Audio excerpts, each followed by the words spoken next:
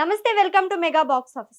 Megastar Chiranjeevi 70వ పుట్టినరోజు అభిమానులకు డబుల్ డోస్ ఇచ్చేశారు. బుధవారం విశ్వంబర గ్లిమ్స్ రిలీజ్ చేయగా ఇవాళ అనిల్ రావుపుడి చిరు కాంబోలో వస్తున్న సినిమా బిగ్ అప్డేట్ ఇచ్చారు.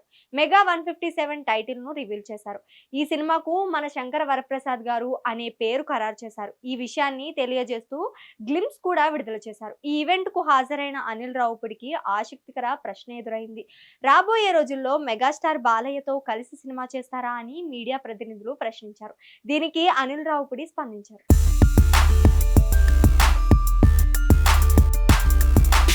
మెగాస్టార్ చిరంజీవి, నందమూరి బాలకృష్ణ అనగానే కొన్ని దశాబ్దాలుగా తెలుగు చిత్ర పరిశ్రమలో ఆధిపత్యం కోసం హోరాహోరీగా తలపడిన సందర్భాలే గుర్తుకొస్తాయి. బయట వీరిద్దరూ కలుసుకోవడం కూడా చాలా అరుదుగా జరుగుతుండేది. సినిమాల్లో హీరో విలన్ ఎలా తన్నుకుంటారో అలా నిజ జీవితంలో చిరంజీవి అభిమానులకు, బాలయ్య అభిమానులకు యుద్ధాలు జరుగుతుండేవి. వీరిద్దరితో మల్టీస్టారర్ సినిమా తీయాలని అగ్ర దర్శకులు, నిర్మాతలు కొందరు ప్రయత్నించారు.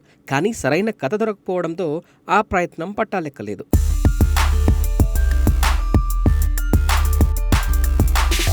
కొన్ని సినిమాలను విడుదలైన తర్వాత మాత్రం వీరిద్దరితో తీస్తే బాగుండేదని ఎంతోమంది దర్శకులు, రచయితలు భావించారు. అయితే గత కొన్నాళ్లుగా మన టాలీవుడ్లో మల్టీస్టార్ ట్రెండ్ బాగా వర్కౌట్ అవుతున్న విషయం తెలిసిందే కదా.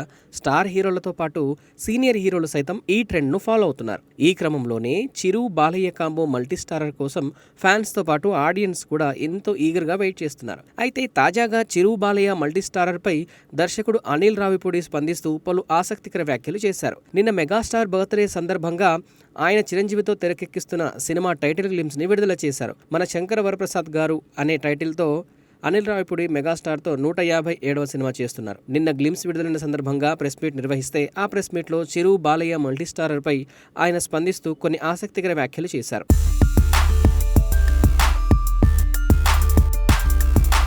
వెంకటేష్ చిరంజీవితో మన ప్రయాణం మొదలైంది. బాలకృష్ణ 50 ఏళ్ల వేడుకలో చిరంజీవి గారే మైక్లో చెప్పారు. ఇద్దరు కూడా ఎవరికి వారు డిఫరెంట్ ఇమేజ్ ఉన్న హీరోలు. వారికి తగిన కథ సెట్ అయితే తప్పకుండా చేస్తాను.